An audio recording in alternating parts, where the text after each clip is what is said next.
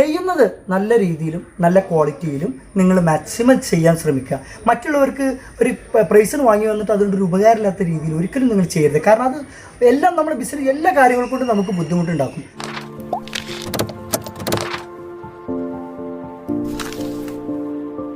Okay friends, ഇന്നത്തെ installing നമ്മൾ തിരുവനന്തപുരം ജില്ലയിൽ പാങ്ങോട് അല്ലേ, പാങ്ങോട് സാറിന്റെ ബിജു സാറിന്റെ വീട്ടിലാണ്.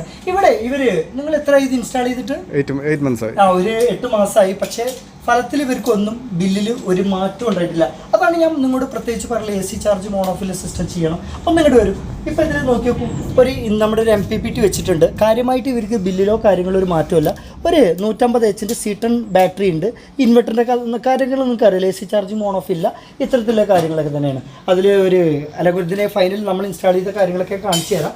ഒന്നിങ്ങോട്ട് വരും അതിൻ്റെ കൂട്ടത്തിൽ. ഓക്കെ, അതിലേക്ക് അവരൊരു 375ൻ്റെ പാനലാണ് ചെയ്തിരിക്കുന്നത്. പക്ഷേ നമുക്ക് എന്താ വെച്ചാൽ ഈ ഒരു 375ൻ്റെ പാനൽ നോക്കി നോക്കൂ, ഇതിൻ്റെ സ്റ്റേജും കാര്യങ്ങളൊക്കെ നോക്കി നോക്കൂ. ഇതൊക്കെ വെക്കേണ്ട കാര്യങ്ങൾ വെച്ച് കഴിഞ്ഞാൽ എന്തെങ്കിലും ഒരു പ്രൊഡക്ഷനിലൊക്കെ മാറ്റം ഉണ്ടാവും. പക്ഷേ നമ്മളിപ്പോൾ ഇതിലേക്ക് വെക്കുന്നത് 455 വാട്ടിൻ്റെ മോണോപെർക്ക് പ്ലസ് ഹാഫ് കട്ട് 2 വെച്ചിട്ടാണ് നമ്മൾ ചെയ്യുന്നത്. ഒരു പാനൽ കൂടി വെച്ചിട്ട് 24 വോൾട്ട് സിസ്റ്റം. എന്തായാലും ഇവർക്ക് 100% നല്ല രീതിയിൽ മാറ്റം ഉണ്ടാവും. ബാക്കി കാര്യം കൂടി ഞാൻ കാണിച്ചിട്ട് വീഡിയോ നമുക്ക് അവസാനിപ്പിക്കാം. ഓക്കെ ഫ്രണ്ട്സ്, അപ്പോൾ നമ്മളിപ്പോൾ ഷീറ്റിൻ്റെ മുകളിലാണ് കേട്ടോ. ഏകദേശം ഫൈനൽ ഘട്ടത്തിലാണ്. ഇനി വയറിങ് മാത്രം കണക്ട് ചെയ്യാനുള്ളൂ. ഇനി വൈകുന്നേരം ആയി കഴിഞ്ഞാൽ ഇനി നിങ്ങൾക്ക് വീഡിയോ നമുക്ക് കാണിച്ചു തരാൻ കഴിയില്ല. ഏതായാലും നമ്മൾ ഡിസൈൻ ചെയ്ത് വെച്ചിരിക്കുന്നത് നിങ്ങൾക്ക് അറിയാമല്ലോ, ഒന്ന് കാണിച്ചു കൊടുക്കും. 455 വാട്ടിൻ്റെ മോണോപെർക്ക് പ്ലസ് ഹാഫ് കട്ട് നമ്മൾ ലോങ്കിയുടെ പാനലാണ്. നിങ്ങൾക്ക് അറിയാമല്ലോ, വേൾഡിലെ ടോപ്പ് 10 ബ്രാൻഡിൽ 4-5 റാങ്ക് ലിസ്റ്റിൽ പെടുന്ന പാനലുകളാണ്. അപ്പോൾ നമ്മളിവിടെ ഡിസൈൻ ചെയ്തിരിക്കുന്നത് ഇവർക്ക് 150 Hന്റെ C10 സോളാർ 5 ബാറ്ററിയാണ്. 60 ആംപിയറിൻ്റെ MPPT ആണ്. ഭാവിയിൽ നമുക്ക് ഒരു പാനൽ കൂടി വേണമെങ്കിൽ നമുക്ക് ആഡ് ചെയ്യാം കേട്ടോ. പക്ഷേ ഇവിടുത്തെ കാൽക്കുലേഷൻ അനുസരിച്ച് ഇത് മതി. പക്ഷേ ഇവർക്ക് ഇത്രയും കാലമായിട്ട് ഒരു 1 kV സിസ്റ്റം ചെയ്തിട്ട് അതുകൊണ്ടൊരു പ്രയോജനമില്ല. അതതിൻ്റെ ക്രമത്തിലും വയറിങ് മുതൽ പാനൽ. ഇപ്പോൾ പാനൽ ഏകദേശം ഒന്ന് കാണിച്ചു കൊടുക്കൂ, ഞാനൊന്ന് കാണിച്ചു കൊടുക്കാം. ഏകദേശം ഒന്ന് നോക്കി നോക്കൂ, ആ താഴെ ഭാഗത്തൊക്കെയാണ് വെച്ചിരിക്കുന്നത്. ഇങ്ങനെയൊന്നല്ല നമ്മൾ ചെയ്യേണ്ടത്. ടെക്നീഷ്യൻ ചിലപ്പോൾ വെച്ചതായിരിക്കാം, നിങ്ങൾക്ക് കാണുന്നുണ്ടോ എന്ന് എനിക്കറിയില്ല. ഓക്കെ, നോക്കി നോക്കൂ, ഏകദേശം താഴെ ഭാഗത്ത് ഏകദേശം നമുക്ക് 2 മണിക്കൂറൊക്കെ പ്രൊഡക്ഷൻ കിട്ടാം. പക്ഷേ നമുക്ക് ആ പാനൽ വെച്ചിട്ട് നമുക്കിത് ആഡ് ചെയ്യാനും കഴിയില്ല.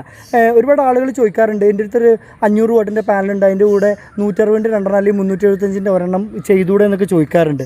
അപ്പോൾ ഇത്തരത്തിലൊക്കെ ചെയ്താൽ എന്താ ചോദിച്ചു കഴിഞ്ഞാൽ അതിൻ്റെ ആംബിയർ ഏകദേശം ആ 375ന് സമാനമാവും. പിന്നെ അതിൻ്റെ വോൾട്ടിൽ ഡിഫറൻറ്റ് കാരണം അതിന് നമുക്ക് പ്രൊഡക്ഷന് നല്ല രീതിയിൽ കുറവുണ്ടാവും കേട്ടോ. ഓക്കെ, ഞങ്ങളിങ്ങനെ മേലെ കൂടി പൈപ്പ് അങ്ങനെ ഇട്ടിട്ട് ISCയുടെ പൈപ്പ് ഇട്ടിട്ട് ഇപ്പോൾ നമ്മുടെ MPPT ഇവിടെ വെച്ച് നിങ്ങൾക്ക് മുന്നത്തെ രീതി അറിയാമല്ലോ, ഞാൻ അതും വിട്ട് കാണിച്ചാറുണ്ട്. അതിൻ്റെ കൂടെ തന്നെ വിട്ട് കാണിച്ചാറുണ്ട്.